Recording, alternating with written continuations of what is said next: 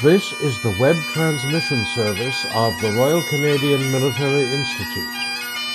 On November the 9th, the Museum of the Institute held its third annual Military History Symposium. Our theme was Canada's Second World War, Combined Arms in Victory. Our fifth of six speakers was Ryan Goldsworthy, Curator of the RCMI Museum, on a history of Canada's Second World War through artifacts.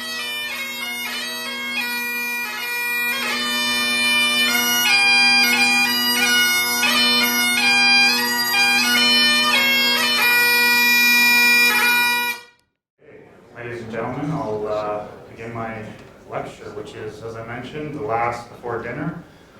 So I'm not going to keep you from that very long. I'm aiming to talk for just about 30 minutes or so. And as you can see, the title of my lecture, Canada's Second World War Through Artifacts. What I'll be doing is exploring various aspects of Canada's Second World War through various different artifacts which originated from the collection of the RCMI. So each of the 5 artifacts I'm going to talk about in my lecture tonight are actually right on display over here, minus 1. The one outstanding artifact, which I'm going to leave for the end, is sort of a really special piece that we brought in from the Canadian War Museum. So we'll get to that towards the end. So this is just a quick rundown of what I'm going to go over in this half an hour. I'm just going to share a few words on material history, what it's about, a few tidbits about the RCMI Museum, and then we have the 5 artifacts. I cut the turtle helmet due to time, of course, but the others should carry the load nicely. I can't cover every single aspect, of course, of Canada's experience in a half-hour period, but we're going to get a real nice cross-section, and a lot of which has not yet been covered today. So, just dive right into it. The objects of Canada's military history are an indelible and physical connection to our nation's past and its legacy. These military objects, or artifacts, often managed by our museums and cultural institutions, are important primary sources for the purpose of better understanding and appreciating our military history. As valuable as the objects themselves are the histories that are implicit within them. Artifacts are de facto witnesses to history, and they can reveal equally as much to us by both what they do and do not show us.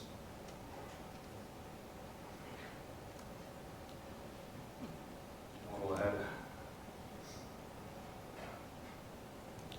During the Second World War, more than 1 million Canadians and Newfoundlanders served in the military, a number far higher than any other conflict in Canada's history, almost double the number of those who served in the First World War.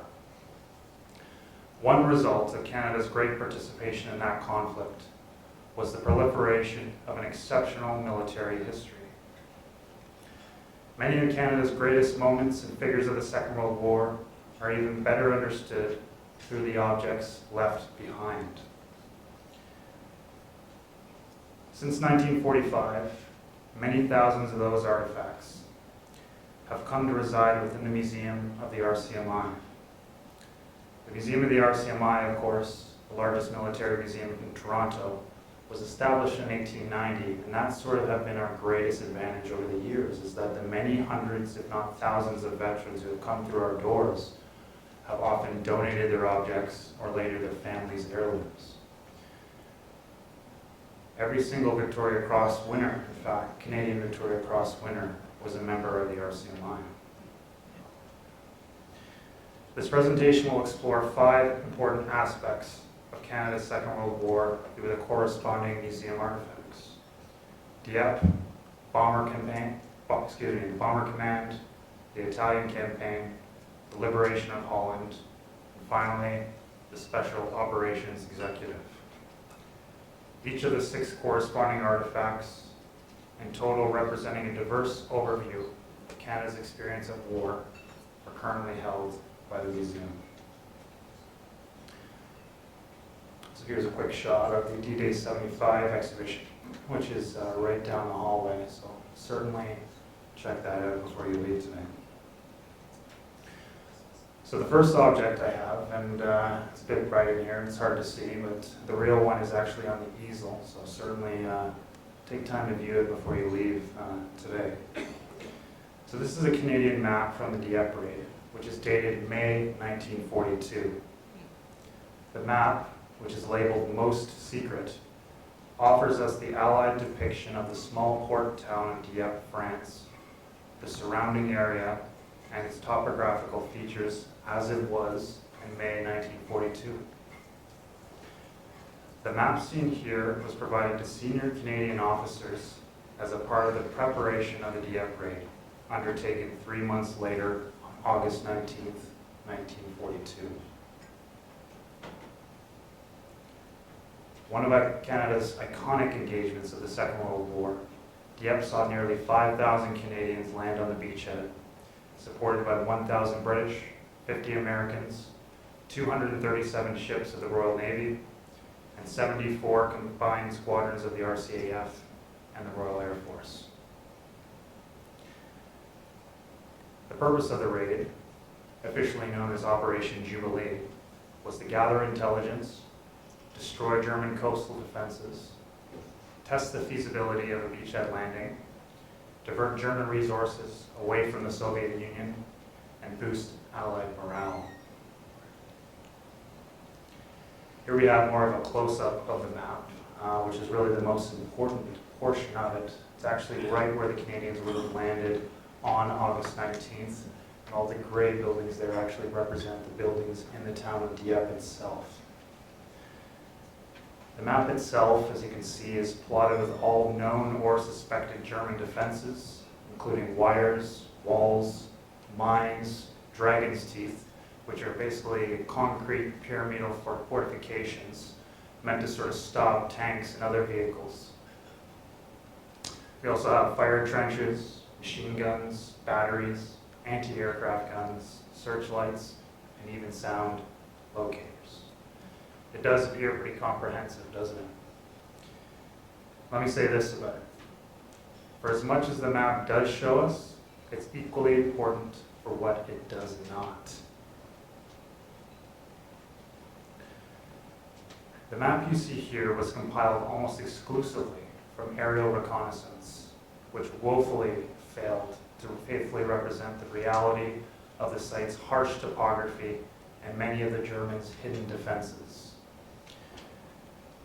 Chiefly among the oversights of this map are the imposing 570-foot-high cliffs which run along the coastline, and the beach composition of chert, which are large, slippery, sedimentary stones instead of the sandy beaches that the men had been training on in the months prior. The cartographers of this particular map were tasked with creating a picture of Dieppe from an aerial intelligence alone and without the necessary oblique angles of the site. The men really had no understanding of the perspective of the height of the cliffs, what they were walking into on that morning. Further still, gun placements located within the high cliffs and in the buildings throughout the town were hidden from aerial view and are therefore absent from the map. Here we actually have a modern photo of Dieppe, just to give you a little bit of the perspective of what the men were walking into. Of course, you have the iconic cliffs which run right across the coastline, and the Germans have their defensive positions lined up all the way on the top. And in the foreground, you can see the chert. Basically, they're sewn stones from varied sizes, but we'll get into the issues of the chert in just a moment. So upon landing, the Canadians were faced with withering fire from the Germans, who held tremendously advantageous defensive positions on the high cliff. Compounding this issue to the infantry was the inability of the Canadian armor to maneuver on the beach, as the chert was infamously caught in the Churchill tank tracks, and the slippery rocks did not provide enough traction for the tanks to move effectively.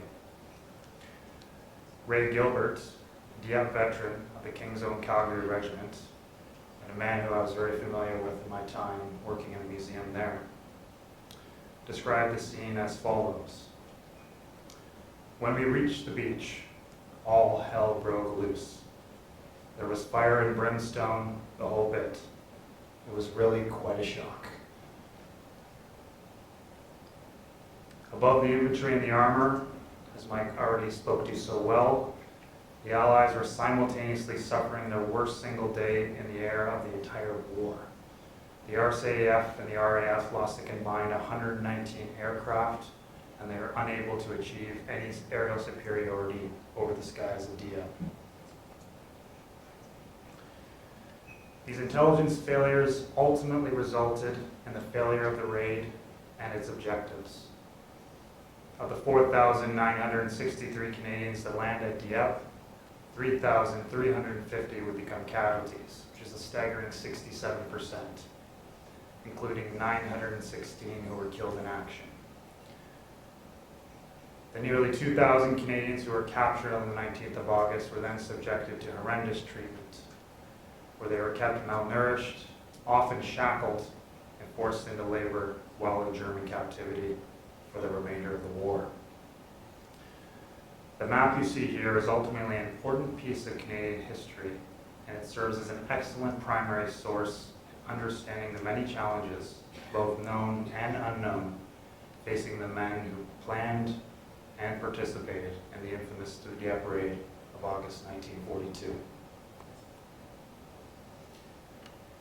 This leads me to the second object, which is a Type P4A compass, which was used by both the RAF and the RCAF. It's really quite rare, quite remarkable. The P4A was the equivalent of the navigational computer of the large Canadian and British bombers of the Second World War.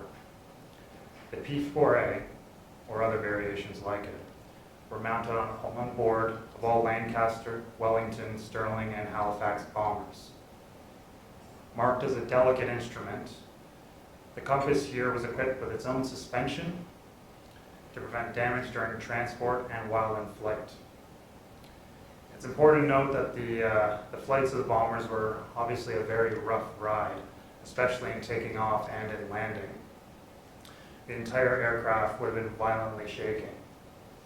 If anyone here has taken a ride in the Lancaster down in Hamilton, one of only two flying in the world, you'll know exactly what this feels like.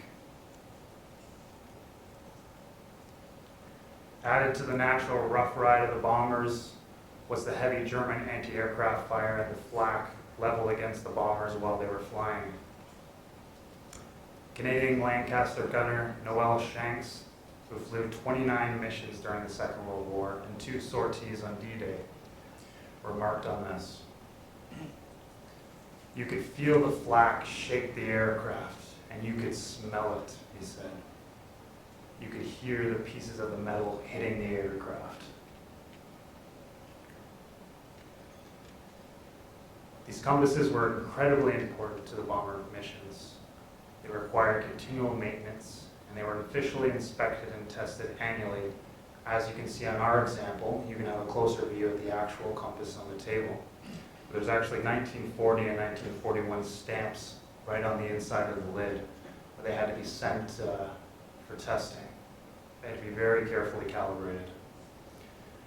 These instruments were incredibly accurate, within plus or minus 1 of a degree. I want to say that the importance of these compasses to the missions of Bomber Command cannot be overlooked. I'm sure Mike would agree with me.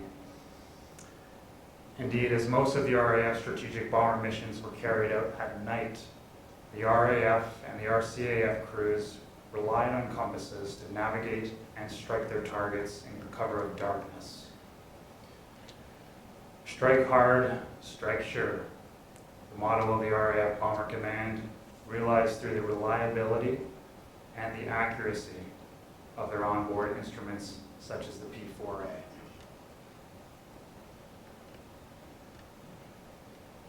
Now, I won't belabor this too long, as Mike already gave us a great overview of Bomber Command. We have an awesome photo here of an RAF Lancaster over Bremen. I'll give a kind of a quick summary of what Bomber Command was doing beyond what Mike already told us. So throughout the course of the war, RAF Bomber Command would fly 364,000 sorties, dropping a total of over 1 million tons of bombs on strategic, industrial, and civilian targets in Germany from 1942 until the end of the war. The risk of these bomber missions to the crews was incredibly high, however. For every bomber shot down, a typical crew of 7 men were killed or captured. Of the approximately 125,000 Allied aircrew in RAF Bomber Command, a staggering 55,000 were killed, approximately 45% of all who served, including 10,000 Canadians, as Mike mentioned, who were killed in action. 2 Canadians flying in Bomber Command would win the Victoria Cross during the Second World War. Ian Bazalgette and Andrew Minarski, not surprisingly, both winning the highest award posthumously.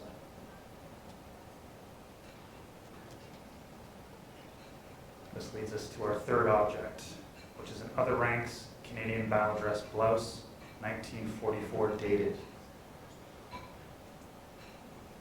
The Canadian Battle Dress, perhaps our most iconic uniform of World War II, was styled from the British pattern 1937 version and was introduced right at the beginning of the Second World War in September of 1939. Canadian blouses, which were actually made from a richer bronze-green shade of wool and produced in a greater variety of sizes, were much desired by men of other Commonwealth nations. It may not look it, but our battle dress was actually much more comfortable to wear than the battle dresses of other Commonwealth countries. Throughout the Second World War, Canada's many tailoring companies produced hundreds of thousands of battle dress jackets. There were 24 main producers, including Toronto firms, ones you probably all recognize, Timothy Eaton, Tip Top Tailors, believe it or not, and even Beecham and Howe. Officers would wear their blouses open at the neck with a shirt and room for a tie, while other ranks, like this blouse here, wore it with a closed collarless shirt underneath. Every man had 2 sets of battle dress, one for training and combat, and one for military ceremonies and parades. Officers, just like they did in the First World War, were able to privately purchase tailor-made battle dress. This particular battle dress here is an exquisite example, complete with all of the flashes and insignia, including the overseas service chevrons that you can see on the bottom of the right sleeve. The white chevron on the bottom there actually denotes that he enlisted in 1939, and he was given a chevron for every other year at that point, up to 1944, which the blouse is dated. So here we have a closer look at the insignia of the corporal's battle dress. We can see he was a part of the 1st Armored Brigade Assault Troop of the Canadian Armored Corps. This is a very special jacket, and I'll explain why. It's actually exceptionally rare. The only other version that I know is in the Imperial War Museum in London. Formed in June 1944 during the Italian campaign, the 1st Assault Troop was a small but specialized brigade subunit similar in function to the infantry battalion's pioneer platoon, and it was organized so that one section could be assigned to each armored regiment in the brigade.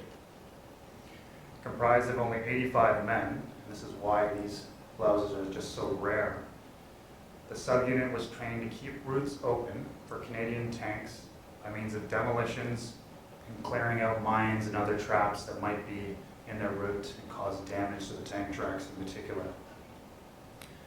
The 1st Assault Troop was essential in clearing the many obstacles in the way of the Canadian armor during the pursuit and the ultimate breakthrough of the vaunted Gothic line in 1944. So here's a basic map. You may not be able to read everything on there, but that's not important. Just wanted to give you guys a sense of where the Gothic line was. This was sort of the last major stronghold in Italy before we pushed the Germans right out of the country in 1944. So the Canadians, the 1st Canadian Army on the far extreme right there, more or less moved up the coastline towards Rimini.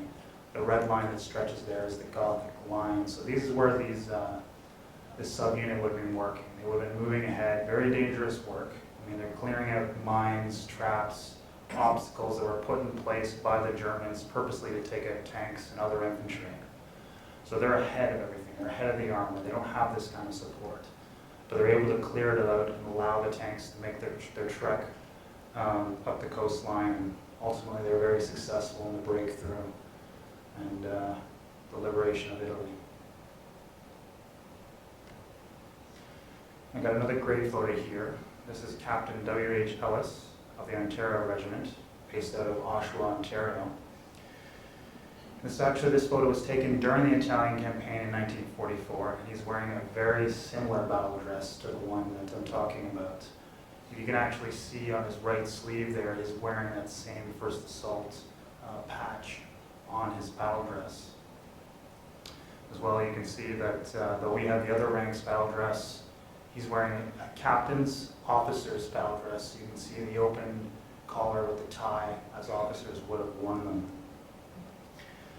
You also must be wondering why he's wearing a wool battle dress. These things are quite thick, quite heavy.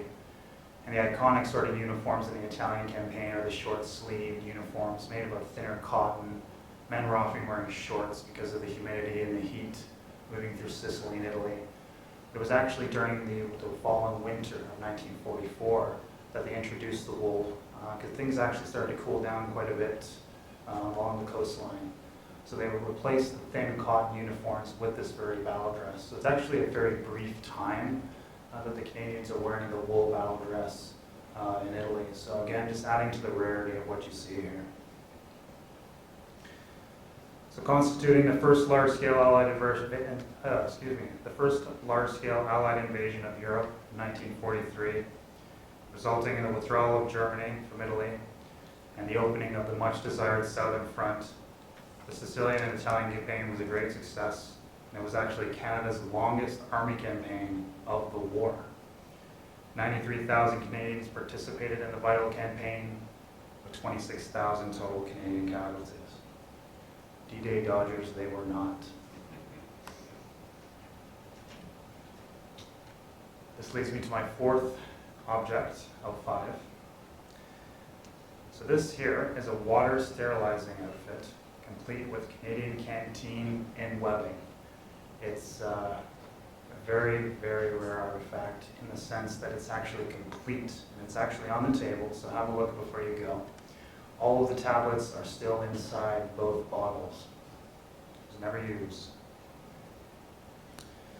So this rare and complete water purification equipment, which includes 2 glass vials containing chlorine and sodium thiosulfate tablets, would help to produce clean drinking water at the individual level. Officially issued to each man in the Army, the idea of the kit was to kill the bacteria or other pathogens which might be found in strange water sources that guys would be filling their canteens from, possibly causing infectious diseases if consumed without these very equipments. Of course, men were not supposed to fill their canteen and drink from found water source without proper sterilization. These kits were issued to the men in response to the 1st Canadian Army's experience in Sicily. In Sicily, the Army was nearly ground to a halt from the number of individuals contracting illnesses or becoming otherwise incapacitated while traversing through the hot and very humid climate. Indeed, at the worst of it, as many as 50% of all men on the ground during the Sicilian campaign of 1943 were suffering from some kind of illness, many of them waterborne, from typhoid and dysentery to hepatitis and even malaria. It was quite an issue in the Canadian Army. And here we have a great image of a Bren gunner in Sicily in 1943, drinking from his canteen.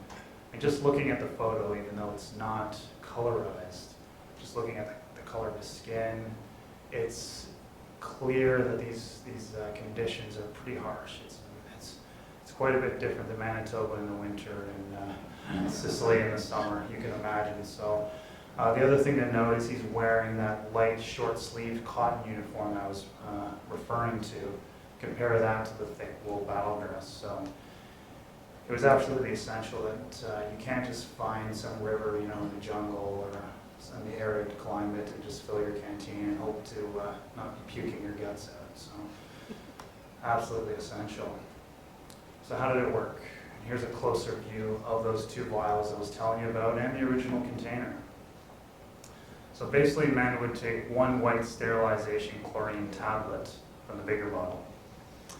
They put it into an empty canteen, they'd fill the bottle with water, shake it up, wait at least 30 minutes to allow the chlorine to kill any germs present. And this is the funny part, well, not so funny to them, but the chlorine actually was so strong in those tablets that if you just put the chlorine in, it actually would have rendered it more dangerous because of how high the chlorine content was. So it would have been unsafe to drink with the sterilizing tablets, unless, and this was the critical second part of the kit, they had to add one of the blue sodium thiosulfate tablets, which act as a neutralizing agent to the chlorine. So once you did that, this is about an hour-long process. Not so good when you're dying of thirst. Sometimes this is the process that was required to avoid illness. So reportedly the process did work. It did kill the germs for the most part. But the chlorine and the sodium, as you can imagine, did make the water taste pretty terrible. And in response to that, at the individual level, many soldiers preferred to purify their water by using rum. So that's the reality. It is a great artifact, though, and both vials, as I mentioned, are amazingly intact 75 years later, not a single crack in the glass. So above the individual level, and this is where I'm going to connect it into our story here, we're creating much higher quantities of potable water. I mean, because these tablets, it's only going to fill one canteen, which is about 1.5 gallons. So above the individual level, the Royal Canadian Engineers established supply depots, which actually could purify 1,000 to 2,000 gallons of water per day. And then they used water trucks to sort of deliver the water to the men as needed. The engineers, believe it or not, also provided and built water pipelines as required, not only to supply the army, but for civilians in German-occupied Europe who were suffering as they liberated towns, cities, and even nations. So this leads us to Holland, this connection, the sterilizing kit. Just prior to the liberation of Holland by the 1st Canadian Army in 1945, the Dutch people were suffering through a famine commonly known as the Hunger Winter of 1944 to 1945. This famine was the result of the Germans cutting food supplies to the Dutch civilians to starvation levels. The German army also blew up dikes and dams in Western Holland, flooding the farmlands. This destruction also resulted in the fouling and the pollution of many of the wells and the subsequent potable drinking water in rural Holland especially. The Germans, as mean-spirited as they were, would also periodically shut off water supply in civilian centers as a reprisal against any shows of resistance, only worsening the crisis across the country. Sergeant Herb Pike of the 48th Highlanders, still alive by the way, emotionally described the scene in Holland as follows. The civilians were not in good shape. Their health was bad because they were literally eating tulip bulbs. They had nothing. With the defeat of the German occupiers and the arrival of the 1st Canadian Army, they restored services, access to clean drinking water, and ensured the recovery in the region. Individual Canadians immediately sacrificed their own food, rations, and provided potable drinking water to the populace. It wasn't just Canada's magnificent defeat of the Germans in Holland, it was the individual actions in particular. I'm talking about the kindness and the compassion shown by the Canadian liberators to the Dutch civilians, which has really helped to forge the ongoing strength of the famous relationship between Holland and Canada. On this, I'll leave you the quote from Herb Pike once again. He says about our current relationship, "The Dutch will truly, truly never forget what the Canadians did, and they let us know that they don't forget," which is very much appreciated. They keep saying they will never forget, and they haven't, because they show it to us every time we go over.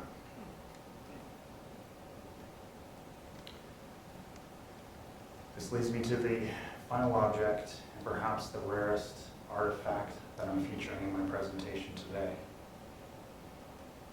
This fifth and final object is the Mark IIA well-rod pistol. Now, obviously, for concerns, this pistol is not on the table over there, but it is on display in the RCMI on the third floor. If you go into the long bar, just 2 weeks ago, we unveiled a new exhibition with CSIS on the history of the Special Operations Executive. And we brought this well-rod pistol on loan from the Canadian War Museum. Jeff Noakes, you're probably familiar with it. And it's the only known example in Canada. So before you leave today, definitely check it out, because it's one of a kind as far as this country is concerned. So the artifact itself, developed in 1942, was a British bolt-action suppressed pistol. It was designed for use by irregular forces and resistance groups during the war. One of the iconic weapons of the Special Operations Executive, or SOE, this very rare pistol was also incredibly quiet when firing at 73 decibels. That's about comparable to a vacuum cleaner or soft radio music, so extremely quiet, especially when you're firing off one shot. You wouldn't even know what had happened. The well rod was a sanitized weapon, meaning it had no markings indicating its manufacturer or country of origin. The magazine, which as you can see the grip actually fits over top, acted as the handle. It could easily be removed, and the gun would then resemble a bicycle pump. Of course, as operatives and agents may have been checked or captured in the field, they explain, oh, it's not a gun, it's a bicycle pump. So it's designed in that way that it's an explainable item to have in your pack that wouldn't otherwise reveal your cover while in the field. The other thing about the well rod, which made it such a preferred item by the SOE, was that it was actually able to take German ammunition, the 9x19 parabellum rounds. So you could source this ammunition while you were in France, while you were in Germany, and you wouldn't be, questioned for having British or American ammunition on your person. So everything was well thought out, from the markings, the ammunition used, the look of it, and the utility. It's really a remarkable piece of history. Here's a shot of the exhibition itself. You can see it's the second one down, right underneath the Sten gun on the right side. Some great artifacts in there, including the disc cutter from William Stevenson's office. It actually recorded every single conversation he had with Roosevelt, Churchill, etc., without their knowledge. We had a faultless gas pen, which is actually, looks like a fountain pen, but actually fires a tear gas round right into the face. So it's all the great spy stuff you would expect from the Second World War. James Bond kind of level, and we'll get into that in just a second. So brief history of the SOE, how this all connects. So the SOE was formed in July 1940 for the purpose of conducting espionage, reconnaissance, and waging irregular warfare throughout German-occupied Europe.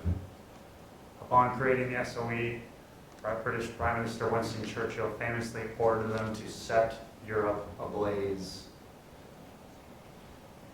Highly secretive and operating in all territories occupied by the Axis, the SOE contributed to many of the Allied victories throughout the Second World War. As many as 13,000 individuals served in the SOE during the war, and approximately 3,200 of these were women. Though the SOE was a British organization, many Canadians were trained and served as operatives and agents. Agents were primarily recruited from other military units, but they were also recruited from the civilian populace. Now, perhaps the most famous and popularly recognized training center for SOE agents, Special Training School Number 103, more commonly known as Camp X, was established in 1941 near Oshawa and Whitby, Ontario. Camp X was established by senior representative of the British Security Coordination, Canadian William Stevenson, perhaps better known by his code name, Intrepid. Of course, intrepid Sir William Stevenson was very likely the inspiration of Ian Fleming's character James Bond. So it's a really cool Canadian connection that a Canadian born in Winnipeg, Manitoba, rose to the very top of the British security coordination. Following their training, agents would be assigned to various intelligence operations across Europe, almost invariably experiencing high casualty rates. Of the approximate 50 female SOE agents in France, 13, or 26%, were killed or executed by the Germans. One of the greatest SOE operations of the war, Operation Jedburgh, was a major collaboration between the SOE and the American Operation of Strategic Services, or the OSS. So this brings me to the end.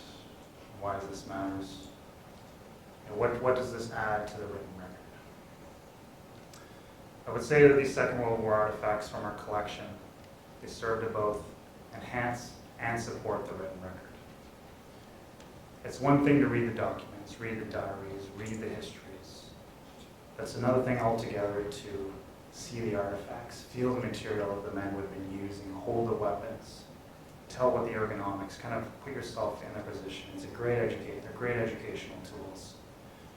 You know, as a curator, I like to refer to these objects as like celebrity artifacts. You know, these are items that are touchstones to history. You know, they, as our veterans further pass into time, these artifacts will remain.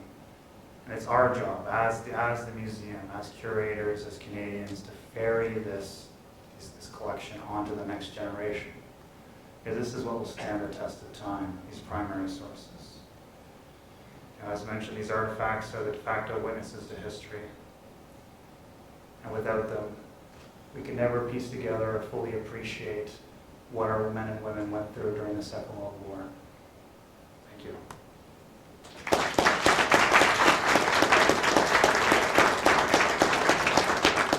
This has been another in our series of webcasts produced by the Royal Canadian Military Institute in Toronto as a public educational service. You can find news of upcoming events and links to our webcast archives at www.rcmi.org. On behalf of the RCMI, this is Eric Morse saying goodbye for now and thank you for joining us.